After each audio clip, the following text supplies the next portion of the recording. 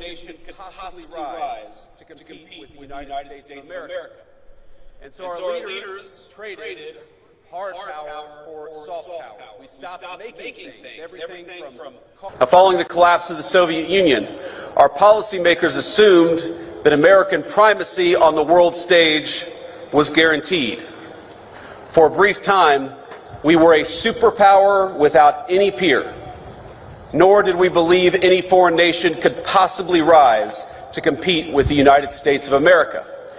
And so our leaders traded hard power for soft power. We stopped making things, everything from cars to computers to the weapons of war, like the ships that guard our waters and the weapons that you will use in the future. Why did we do that?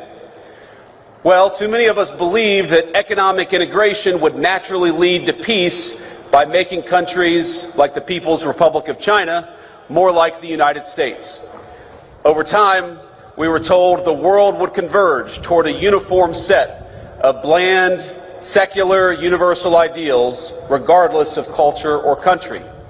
And those that didn't want to converge, well, our policymakers would make it their goal to force them by any means necessary.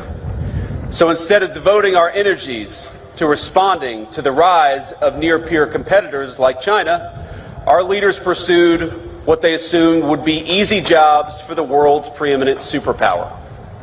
How hard could it be to build a few democracies in the Middle East? Well, almost impossibly hard, it turns out, and unbelievably costly. And it wasn't our politicians who bore the consequences of such a profound miscalculation. It was the American people, to the tune of trillions of dollars, but more than anyone, it was borne by the people who were in your shoes just a few short years ago, by our service members and their families.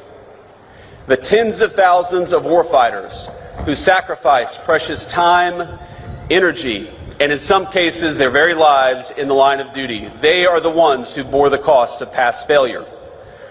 Our leaders abandoned clearly stated strategic goals for lofty, often incoherent abstractions.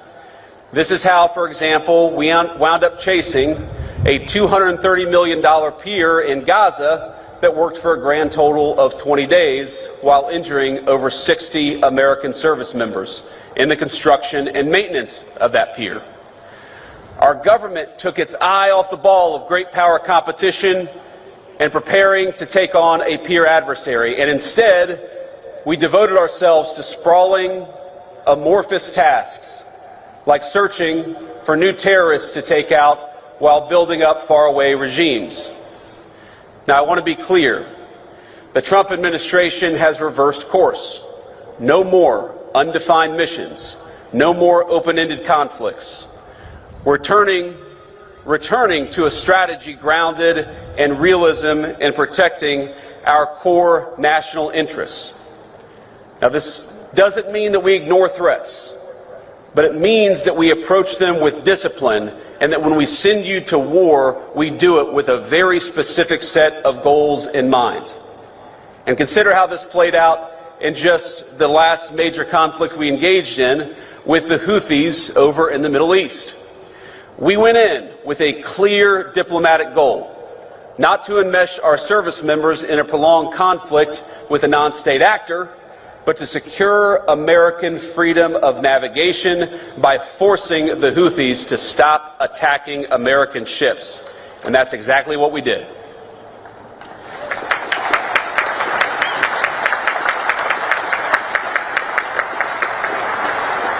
We pursued that goal through overwhelming force against Houthi military targets.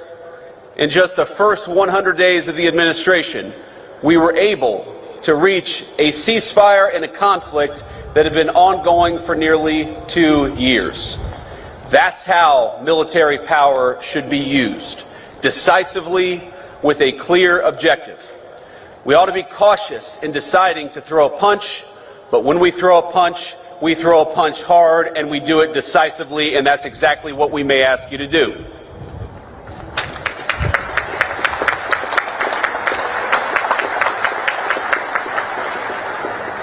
Now, that shift in thinking from ideological crusades to a principled foreign policy will help restore the credibility of American deterrence in 2025 and beyond.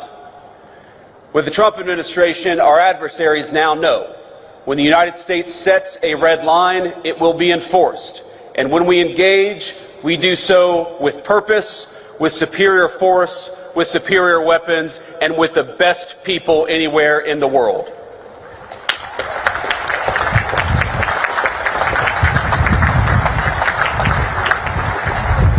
Let me say something about weapons and the future of warfare. It is, of course, a priority of this administration, not just to keep, but to widen the technological edge between the United States military and our adversaries all over the world.